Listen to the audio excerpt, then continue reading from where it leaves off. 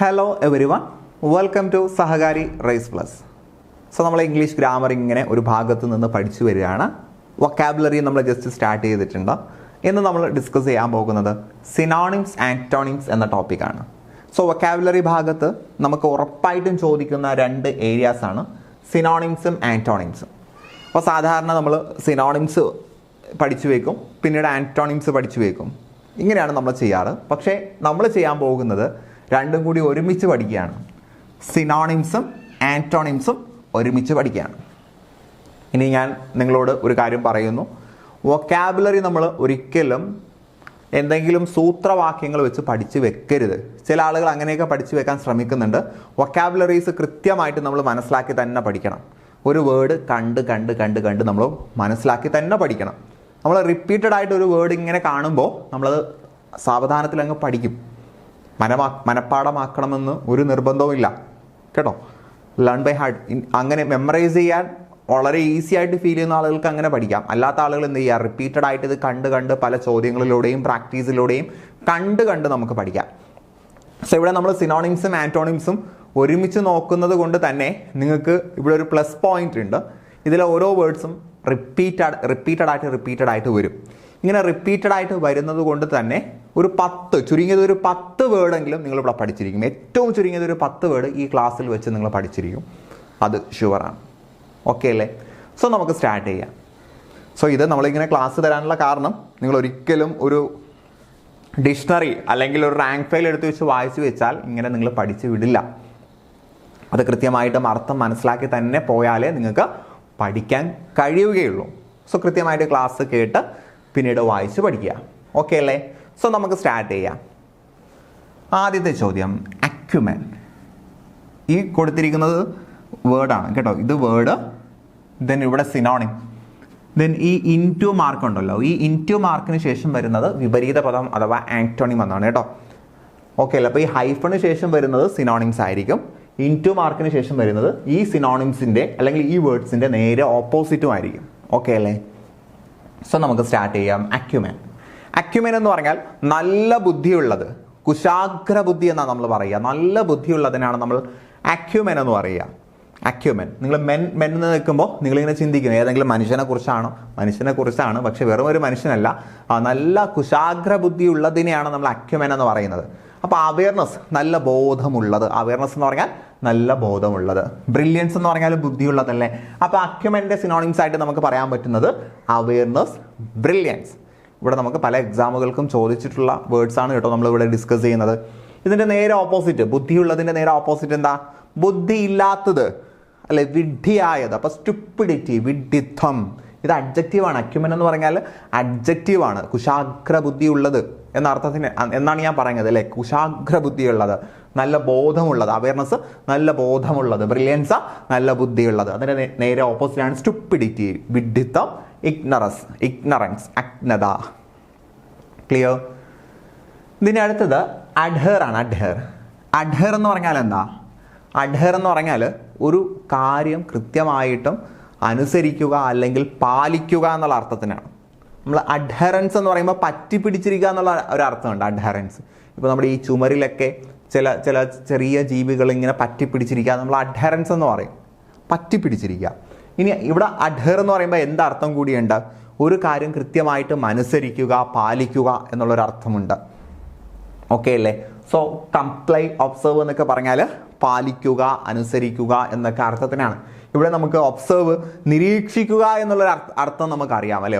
Observe എന്ന് പറഞ്ഞാൽ നിരീക്ഷിക്കുക, ഒരു കാര്യം വളരെ ശ്രദ്ധയോടുകൂടി നോക്കി കാണുന്നതിനാണ് നിരീക്ഷിക്കുക എന്നുള്ള അർത്ഥം പറയുക. സ്പെല്ലിംഗ് ഒക്കെ സെയിം ആണ്. എന്നാൽ നമ്മൾ മനസ്സിലാക്കുക, ഒബ്സർവിന് പാലിക്കുക, അനുസരിക്കുക എന്ന അർത്ഥമുണ്ട്.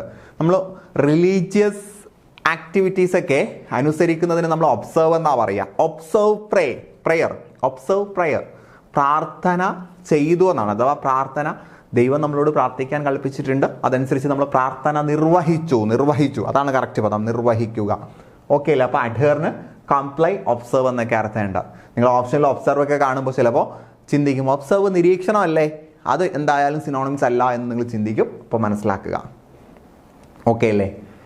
ദെൻ അതിൻ്റെ നേരെ ഓപ്പോസിറ്റാണ് കോണ്ടം, ഡിസ്ജോയ്. അനുസരിക്കാതിരിക്കുക, വിട്ടു നിൽക്കുക എന്നുള്ള അർത്ഥമാണ്. അനുസരിക്കാതിരിക്കുക, വിട്ടു നിൽക്കുക. കോൺടെംപ്റ്റ് എന്ന് പറഞ്ഞാൽ അനുസരണക്കേട് കാണിക്കുക, ഡിസ്ജോയിൻ വിട്ടു നിൽക്കുക, ജോയിൻ ചേർന്ന് നിൽക്കുക, ഡിസ്ജോയിൻ വിട്ടു നിൽക്കുക. ക്ലിയർ? ദെൻ അടുത്തതാണ് അബോളിഷ്. അബോളിഷ് നമുക്കറിയാം, തകർത്ത് കളയുക കേട്ടോ. അബോളിഷ് എന്ന് പറഞ്ഞാൽ തകർത്ത് കളയുക. അബ്രഗേറ്റ് അത് തന്നെയാണ്, തകർത്ത് കളയുക. ആനുവൽ എന്ന് പറയുമ്പോൾ എ വേണ്ട കേട്ടോ, എ വേണ്ട, എ വേണ്ട, എ നമുക്ക് അവിടെ നിന്ന് കളയാം. സാധാരണ നമ്മൾ ആനുവൽ എന്ന് പഠിച്ചു വെക്കുക. ആനുവൽ എന്ന് പറഞ്ഞാൽ വാർഷികമാണ്. എ ഉണ്ടെങ്കിൽ വാർഷികം എന്ന അർത്ഥമാണ് വരുന്നത്. ഇവിടെ നമുക്ക് എ വേണ്ട, ആനുവൽ, ANNUL മതി. ക്ലിയർ? അപ്പോൾ അബോളിഷ് തകർത്ത് കളയുക, അബ്രഗേറ്റ് തകർത്ത് കളയുക, ആനുവൽ തകർത്ത് കളയുക, നശിപ്പിച്ച് കളയുക. ദെൻ ഇതിൻ്റെ ആന്റോണിംസ് വിപരീതമാണ് സെറ്റപ്പ്, എസ്റ്റാബ്ലിഷ് അഥവാ നിർമ്മിക്കുക, ഒരു കാര്യം സ്ഥാപിക്കുക, നിർമ്മിക്കുക. ക്ലിയർ? ദെൻ അടുത്തത് അബാഷ്. അബാഷ് എന്ന് പറഞ്ഞാൽ എന്താ? അബാഷ് എന്ന് പറഞ്ഞാൽ സ്വസ്ഥത ഇല്ലാതാക്കുക എന്നാണ്, അല്ലെങ്കിൽ വിട്ടു നിൽക്കുക എന്ന അർത്ഥത്തിനൊക്കെയാണ് അബാഷ് എന്ന് പറയുക കേട്ടോ. ഡിസ്കോൺസേർട്ട്, സ്വസ്ഥത കെടുത്തുക, ഡിസ്കോൺസേർട്ട്. ദെൻ റാറ്റിൽ കേട്ടോ, ഒന്നുകിൽ സമാധാനം കെടുത്തുക, സ്വസ്ഥത കെടുത്തുക, വിട്ടു നിൽക്കുക, ഈ ഒരു അർത്ഥത്തിനാണ് അബാഷ്, ഡിസ്കോൺസേർട്ട്, റാറ്റിൽ ഒക്കെ വരുന്നത്. ദെൻ അപ്ഹോൾഡ് എന്ന് പറഞ്ഞാൽ എന്താ? വിട്ടു നിൽക്കുന്നതിൻ്റെ നേരെ ഓപ്പോസിറ്റ് എന്താ? സപ്പോർട്ട് ചെയ്യുക. അപ്പോൾ അബാഷ്, ഡിസ്കോൺസേർട്ട്, റാറ്റിൽ എന്ന് പറഞ്ഞാൽ വിട്ടു നിൽക്കുക, സ്വസ്ഥത കെടുത്തുക എന്ന അർത്ഥവും വരുന്നുണ്ട്. അപ്ഹോൾഡ് എന്ന് പറഞ്ഞാൽ സപ്പോർട്ട് ചെയ്യുക. ഡിസ്കമ്പോസ് എന്നല്ല കേട്ടോ, കമ്പോസ് ആണ്. ഡിസ്കമ്പോസ് നേരെ ഡിസ്കോൺസേർട്ടിൻ്റെ അതേ മീനിങ് ആയി പോകും. ഡിസ്കമ്പോസ്, കമ്പോസ് എന്നാണ് വരേണ്ടത്. കമ്പോസ് സപ്പോർട്ട് ചെയ്യുക. ഓക്കെ അല്ലേ? അപ്പോൾ ഇൻറ്റു മാർക്കിന് അപ്പുറമുള്ളത് ഓപ്പോസിറ്റ് ആണെന്ന് ഓർത്തിരിക്കുക. അപ്പോൾ അബാഷ് എന്ന് പറഞ്ഞാൽ സ്വസ്ഥത കെടുത്തുക, വിട്ടു നിൽക്കുക എന്ന അർത്ഥത്തിനാണ്. അപ്ഹോൾഡ്, കമ്പോസ് എന്ന് പറയുമ്പോൾ സപ്പോർട്ട് ചെയ്യുക എന്നുള്ള മീനിങ്ങിനാണ് വരുന്നത്. ക്ലിയർ? Then abound.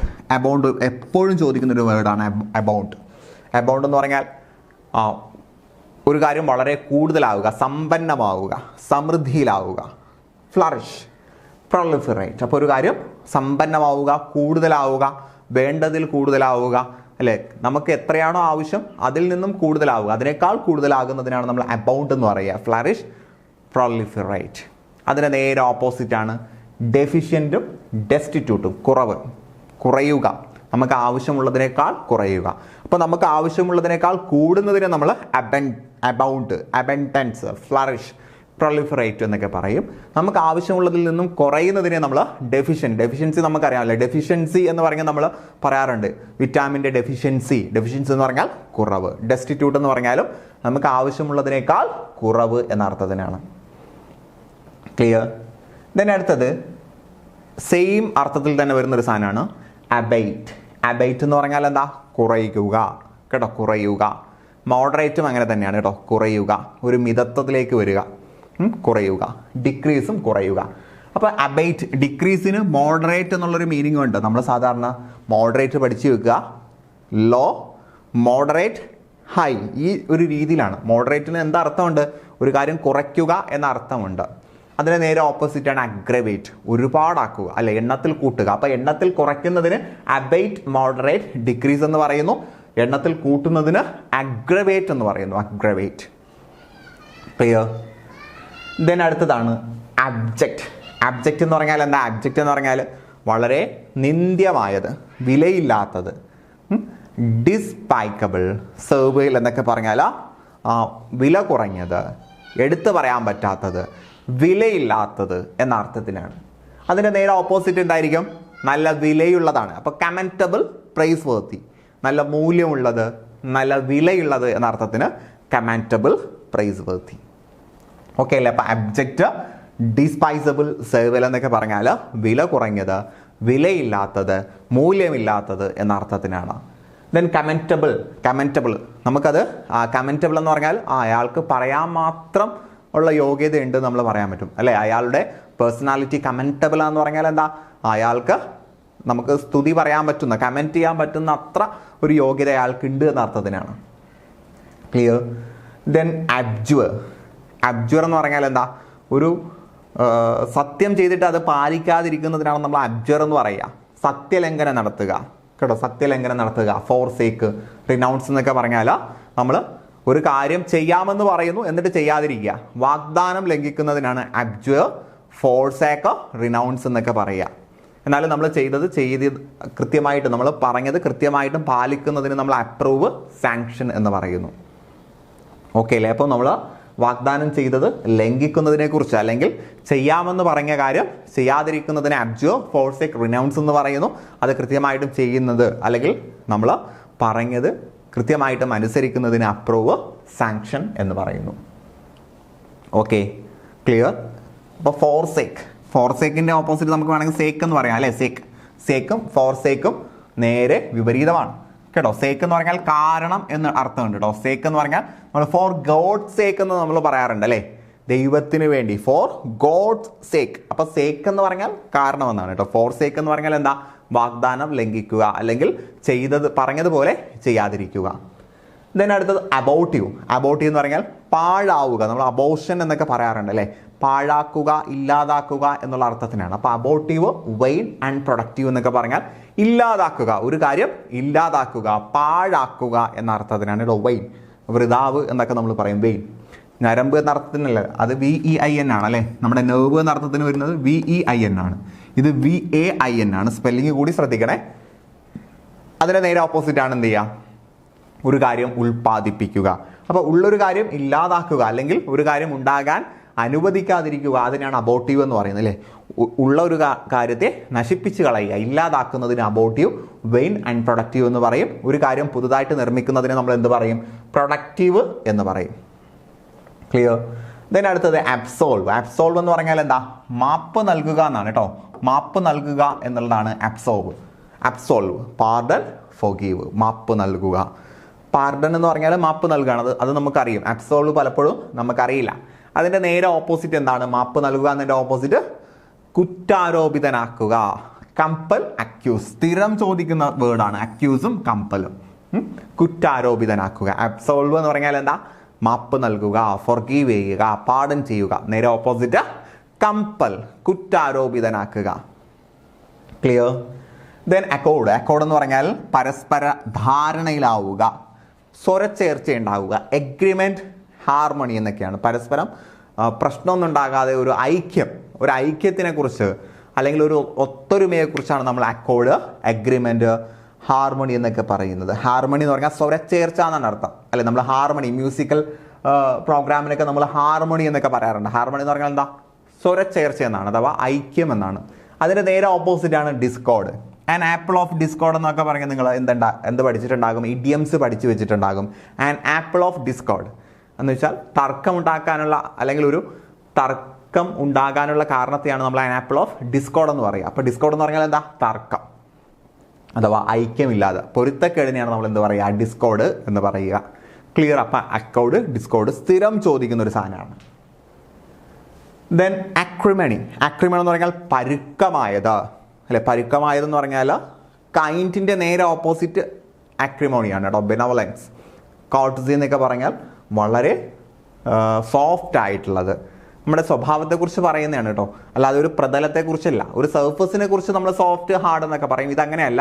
ഇത് പരുക്കമായിട്ടുള്ള സ്വഭാവം ഉണ്ടല്ലോ, ഒരാളോട് വളരെ ഹാർഷായിട്ട് പെരുമാറുന്നതിനാണ് അക്രിമണി, ഹാർഷ്നെസ്, ബിറ്റേർനെസ് എന്നൊക്കെ പറയുക. ഈ ബിറ്റേർനെസ് എന്ന് പറഞ്ഞാൽ അതിന് കയ്പ് എന്ന അർത്ഥമുണ്ട്. അത് രുചിയാണ്, അത് ടേസ്റ്റാണ്, ആ ഒരു അർത്ഥമുണ്ട്. അതിൻ്റെ നേരെ ഓപ്പോസിറ്റ് സ്വീറ്റ്നെസ് ആണ്, മധുരം കേട്ടോ. ബിറ്റേർനെസ്, കയ്പ്, സ്വീറ്റ്നെസ്, മധുരം, ആ ഒരു അർത്ഥം അവിടെ വരുന്നുണ്ട്. ഇവിടെ നമ്മൾ ഉദ്ദേശിക്കുന്നത് സ്വഭാവത്തെക്കുറിച്ചാണ്, ഹാർഷായിട്ടുള്ള സ്വഭാവം. അതിൻ്റെ നേരെ ഓപ്പോസിറ്റാണ് കോർട്ടസി, ബെനവലൻസ്, വളരെ ശാന്തമായിട്ടുള്ള സ്വഭാവം. ക്ലിയർ?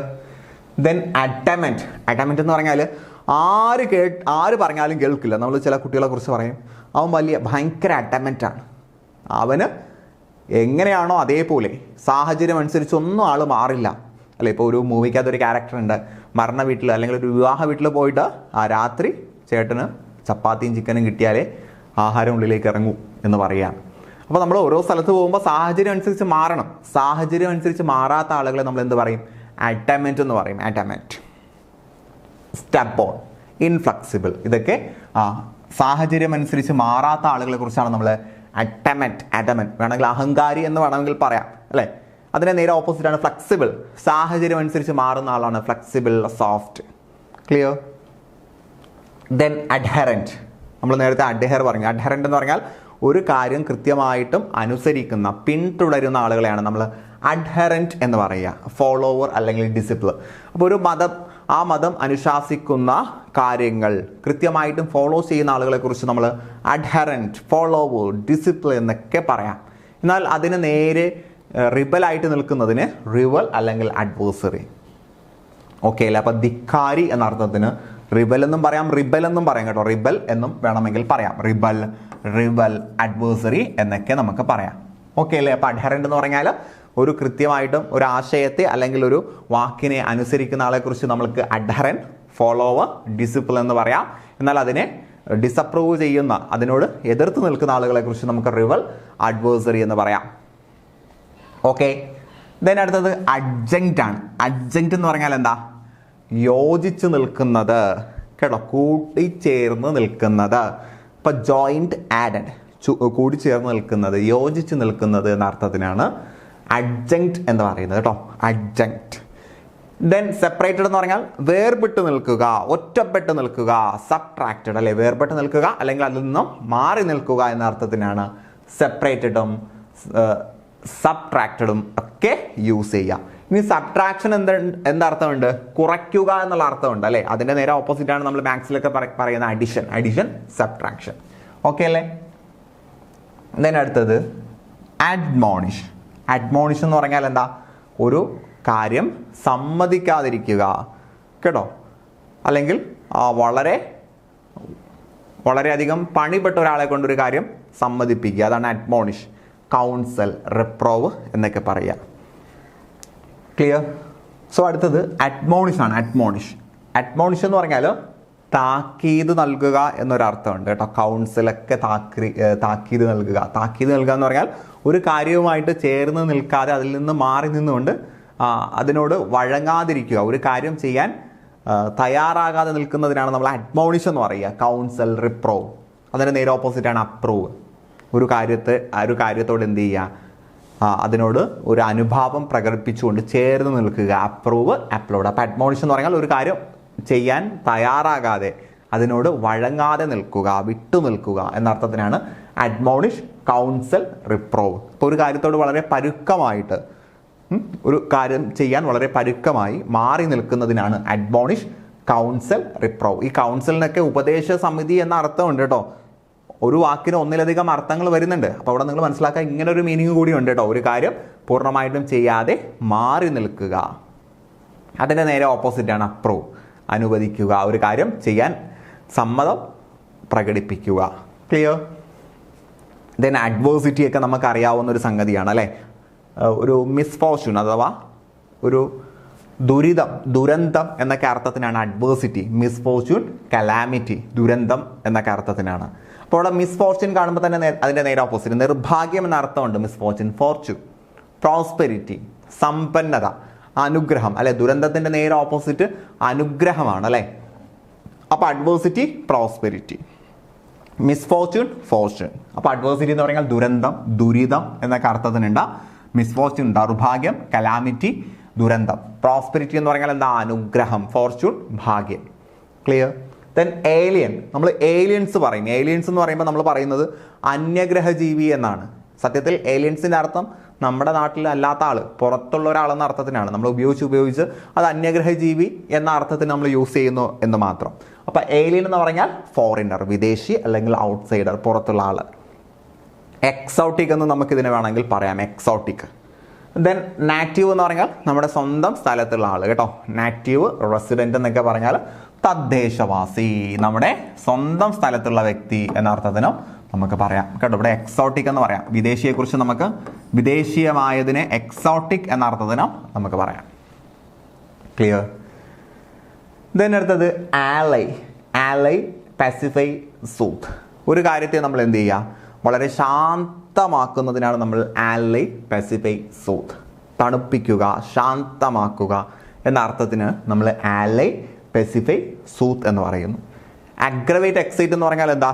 നമ്മളൊരു കാര്യം എക്സൈറ്റ്മെൻറ്റിലേക്ക് പോകുമ്പോൾ നമുക്ക് ഉണ്ടാകേണ്ട ഇമോഷൻസ് കുറച്ചുകൂടി വലുതാക്കുന്നതിനാണ് നമ്മൾ എക്സൈറ്റ് എന്ന് പറയുക.